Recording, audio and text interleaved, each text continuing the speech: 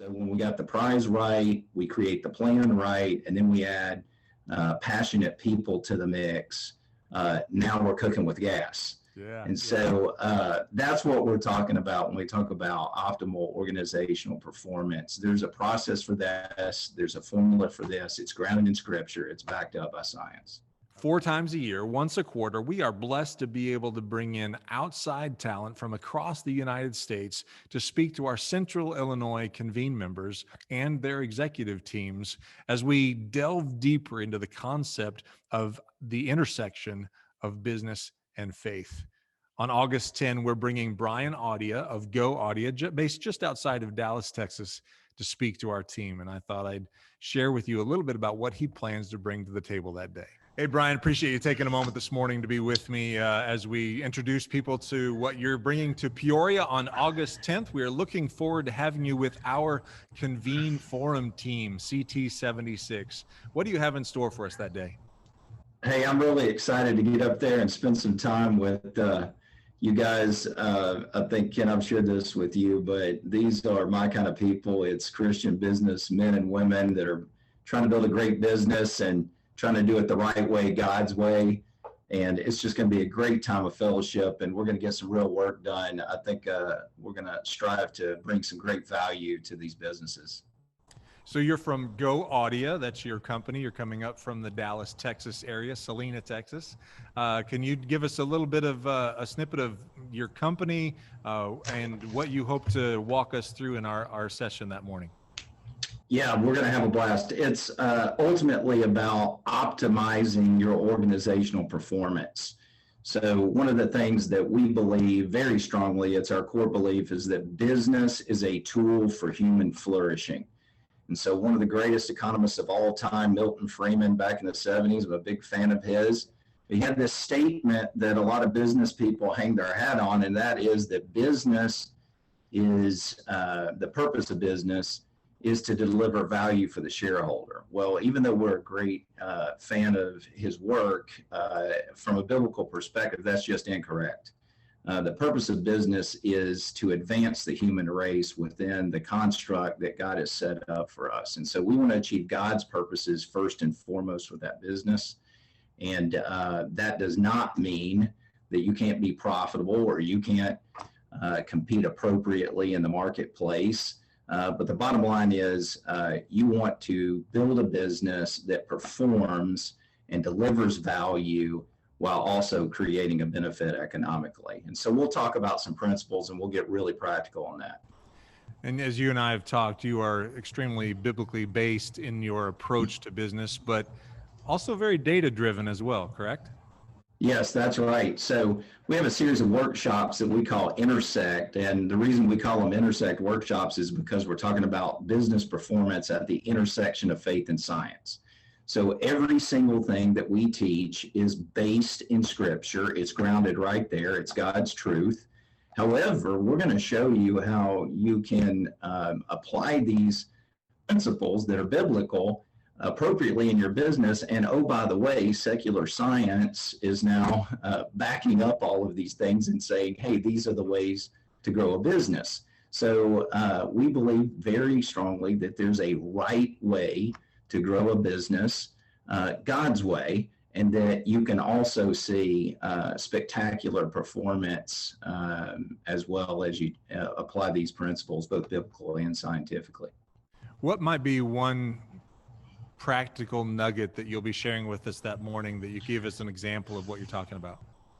Well, going back to the belief that business is a tool for human flourishing, all of the latest secular science data research going back decades now shows that companies with the highest levels of employee engagement are the companies that are always going to outperform their markets and their competition over time.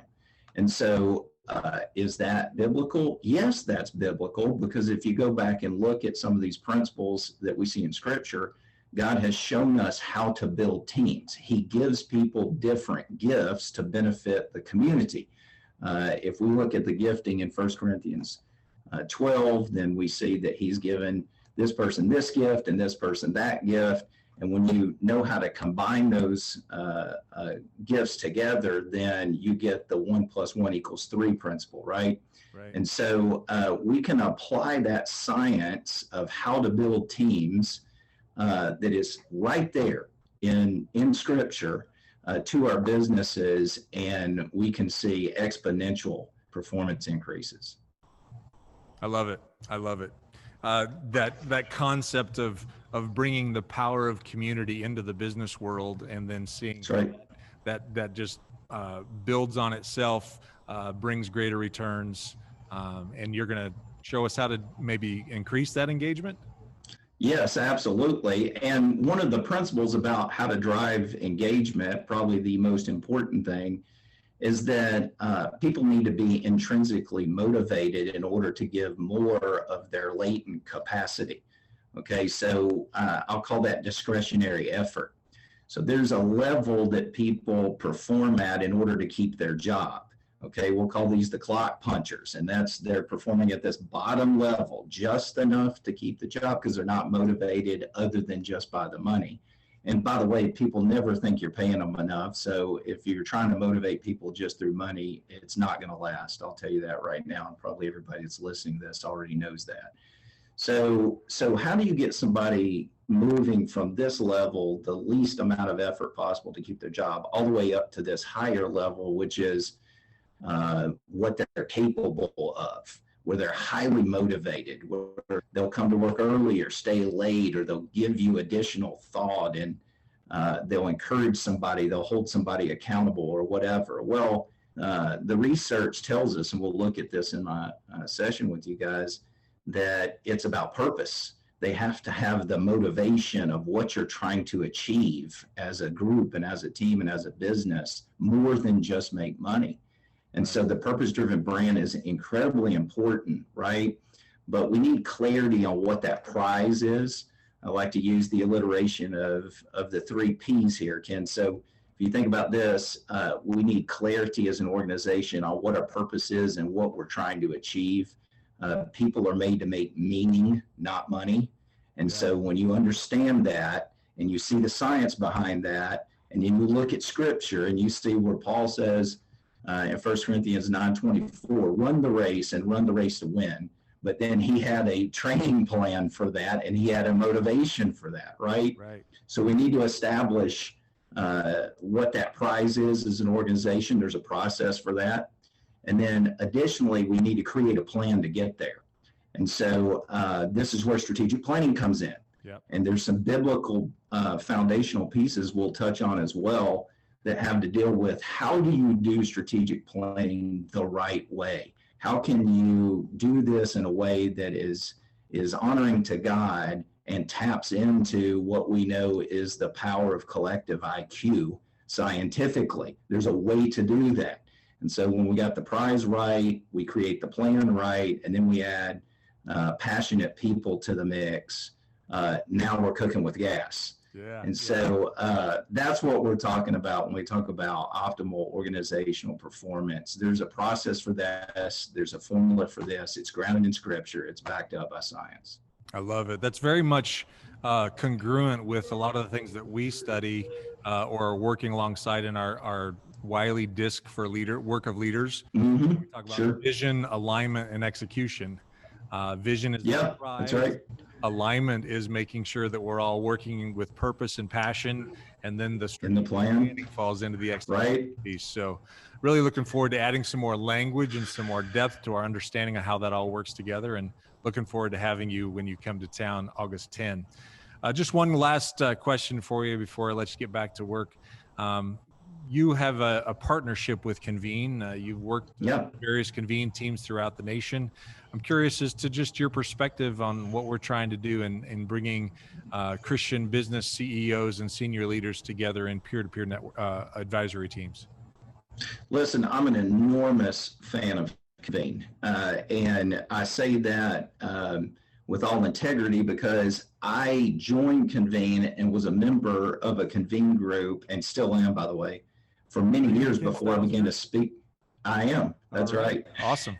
And just an incredible group of men and women. I'll argue with anybody that we've got the best group in the whole country. So, yeah, come on, man. We'll compete with you. It's great. Just the value I've received as a Christian businessman and the support, encouragement from, my fellow members. My chairman is just incredible, has, bent over backwards to help me grow my business and make connections in the marketplace and things like that. But, whether it's support, whether it's knowledge, whether it's accountability or, things that we do outside of our group time as well. I could not be happier. It is just an incredible investment and something that God blesses me with on a daily basis.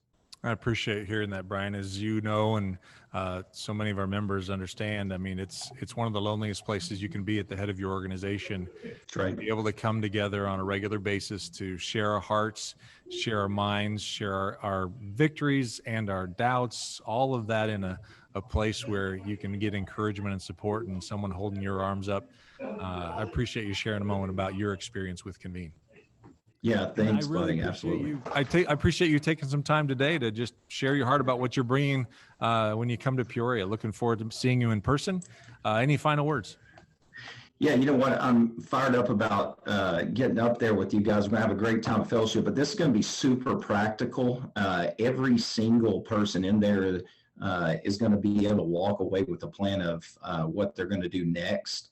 Along those lines, I would encourage anybody that's coming in that day to bring some of your executive team or other directors that can think strategically with you, because we're going to talk a little bit philosophically. We need to lay that kind of foundation, but this is very practical. I'll have some things for you to work on and create some plans on. So it may be good to invite those, from their teams to come and participate in this workshop. I appreciate that extra invitation. We do in our team invite their executive teams to come alongside. So looking forward to having a full house that day, and just can't wait to see you, man. Safe travels. Sounds good. And we'll see you August 10th. All right. Thanks, Ken. Take care, Brian. If you are a Christian business owner that is interested in learning more about the power of coming together in a peer-to-peer advisory team with other like-minded, like-hearted Christian business owners, we would like to invite you to be a part of Brian's presentation on August 10. If you're interested, please reach out to me. You can drop me a DM, drop a note in the comments, or my contact information is in the comments as well. Shoot me a text, give me a call, shoot me an email. It does not matter. Love to talk to you about what's going to be happening on that day and invite you to be a part of it. Have a wonderful rest of your day, and we'll talk more soon. Blessings to you all.